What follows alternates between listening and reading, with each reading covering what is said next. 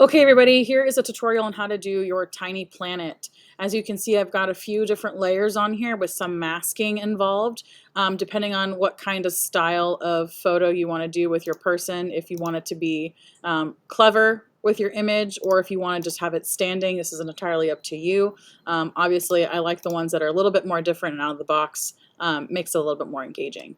So to give this a start, I'm going to show you exactly how to get started on the home screen. So you can either hit the house button on the top, or you can go to File, New. You need this document to be a perfect square. So make sure you have it on inches. A 10 by 10 is fine. Titling it Tiny Planet would be good.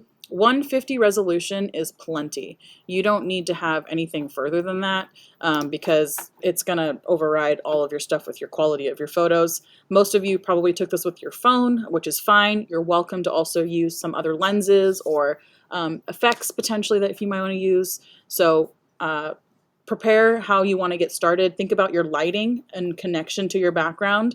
If you have a really dark landscape, you're going to want to try to match the lighting that you possibly can, and you can edit the individual photos in Photoshop through your image adjustments and things like that. So you can edit the photo if needed, but it's easier if you just make the match ahead of time. So the first thing you want to do is find a landscape that has a decent amount of sky and nothing that's overlapping the edges. So like this image, for example, from Pexels, has the sky almost matching up at the exact point. It doesn't have to be, but it does make life a little bit easier if it does. Things like this with the water, you have to imagine like the water is going to be on the inside of the planet the entire time. So you want to like have something playful with that. You can, like I said, like with the little inner tube person versus someone standing on the water, it makes more sense. If it has a grass texture, standing makes more sense. So you could do a lot of really cool things from a very high above angle. With this landscape, what we have to do is we have to stretch it to make it fit the entire square. So what you're going to do is hold Shift to stretch it to a perfect square. If it's not a perfect square, like even if I extend it past that page limit, the canvas, it won't work. So you want to try to make it as perfect of a square as possible. And by holding Shift, you can stretch it rather than it trying to do constrain. That way it fits the way that you want. When you hold it down, it also shows you with the numbers. If you see above my arrow, it shows you exactly how much of a square it is. And so I can try to make it match 100% of the way, and that's pretty close. Okay, hit return to place your image, and then the next thing that you're going to do is flip it. You have to flip it upside down. The reason being is because when we do our filter to polarize and make it into a globe, it starts from the outside, and otherwise it's just going to be the sky on the inside. So we want it to be the opposite direction. So the best way to do that is to go to with your background layer selected, you're going to go to Edit, Transform, and Flip Vertical. So your whole landscape should be upside down. After that, we're going to go to Filter, Distort, and Polar Coordinates. Once I do, I can see where and what it's going to look like from my zoom angle. I can zoom out so I can actually see. I do have a small little white sliver down the middle. I'm going to edit that out anyway, so it doesn't really matter a whole lot. And then I'm just going to hit OK. So here's the basic of my planet. But obviously I want these things to match up a little bit better. So what we're going to end up doing is we're going to duplicate this layer and move it around. So by doing Command J, it duplicates my layer. So I currently have two. What I can do is I can then rasterize this layer. So I'm going to hit right click on this layer and rasterize it. What that does is it gets rid of the effect. So it's a permanent fix, right? Because if I don't do that, it's going to error out. What I'm going to do is just like rotate this from the top corner on my move tool, and that allows me to then mask out some stuff. So to mask, we go down to the bottom of our layers panel, what I also call the Japan flag, and we're going to start painting away some of these harder edges. So for example, I'm just going to paint away where that water kind of sticks, and I'm going to kind of paint away some of this hard edge until it kind of blends out a little bit. You can do a couple things. Right now I'm at 100% opacity on my brush. but I can lower it down so it like fades out a little bit softer.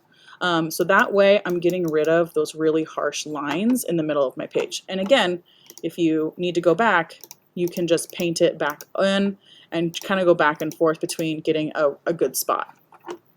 So now it looks a little bit more uniform and it doesn't look like there's a harsh edge anywhere in the middle of the page. The next step is to add in our subject. So if I'm doing a standing person, I'm going to put them directly into the middle. You could do some effects with them too, but I'm going to simply just select him. So there's a couple options, right? So you can either use your object selection tool, quick selection. You could go to the select menu at the top and do select subject, and it kind of does a good job at selecting what our subject is here. I'll use my mask tool to cut them out, and I kind of have it pretty much placed where I need. So I can scale it to whatever I want. I would suggest not having their heads cut off and putting them somewhere that makes sense. Kind of directly in the center does kind of make sense. And then once I have that person placed, I can add in some shadows if I want to like make it look a little bit more believable. The way that I would do that is I would add on my picture, not the mask, the picture. I would go to the tool that's called dodge and burn. So dodge is to dodge the light and burn is to burn from the light. So I'm just gonna kind of do some shadows like underneath, and I can just kind of like darken up some spots. I can make this a little bit less intense at the top too with my exposure at the top. So I can make it a little bit more softer. Like you don't want it to look too over intense. So like I might step back by doing Command Z. I'll lower the exposure a little bit and I'll just do like a little bit of burn on this filter so that it looks like there's some shadow underneath it. Nothing too intense, okay? So I'm adding it to the sky and the water here. I'm not doing it on the person, on the background image, okay? The next thing I want to do is I want to get rid of all of this stuff on the top. So you have a couple options. What I like to do is to add some type of like galaxy scenery. So what I'll do is I will fill in the space, right, with like a galaxy, hit return to place it. I might like lower the opacity just a tad. And I'm going to then add a blank mask and I'm going to paint away where I need it placed. So notice it's underneath my person. My person's going to stand out amongst the sky.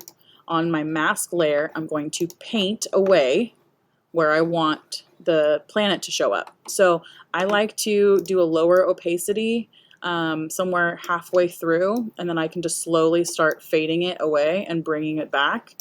The larger your brush, the less you'll have to do. So like I have a really large brush and I can just like click a couple times until it gets to like where I want. Don't forget to like, you can change the colors of this stuff. Like this sky, this galaxy that I picked is a little bit more purplish than I'd like. So if I can go to my image adjustments and color balance, I can kind of adjust them so it's a little bit more blue. I can also make it darker. So maybe I want it to be a little bit darker with my brightness and contrast. So I could bring that down a little bit so it kind of darkens it in a little bit.